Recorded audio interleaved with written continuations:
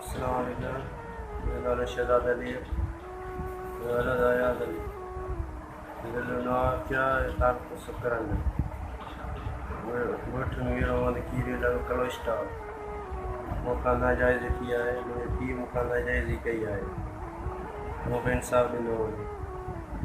मुंहिंजी 2 साल अॻु में कश्मीर में शादी कराई वई जेकी माना मुंहिंजे पीउ बि कई उन न कई मूंखां शादी कराई वई 2 साल अॻु थी वई। हाणे 10-15 ॾींहं थिया मूंखे घर मां पुटे माना मथां मथां फाड़े चरी नालो चरियो करे मूंखे घरां कढी वियो। ॿियो मुंहिंजी अहिड़ी गोरियूं ॾींदी आहियां नशे जूं गोरियूं जो दिमाग़ ख़राबु थी वियो माना पागल ते सम्झो करे मूंखे घरां कढी वियो आहे। मूंखे हाणे इंसाफ़ ॾिनो वञे ऐं मुंहिंजे पीउ खे सज़ा ॾिनी वञे। ऐं मुंहिंजी ज़ाल खां मुंहिंजे पीउ शादी कई आहे। 3 ॾींहं थिया आहिनि मुंहिंजे पीउ निकाह कयो आहे।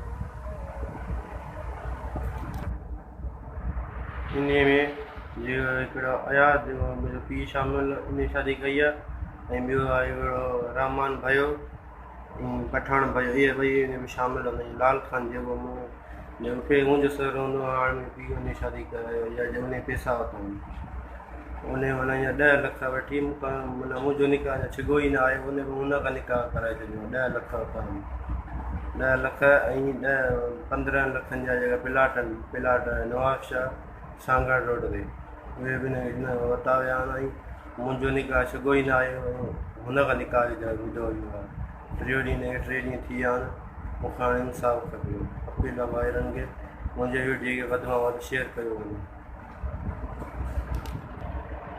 मूंखे इंसाफ़ ॾिनो वञे मूंखे इंसाफ़ न ॾिनो वञे पंहिंजे पाण खे मारींदुमि।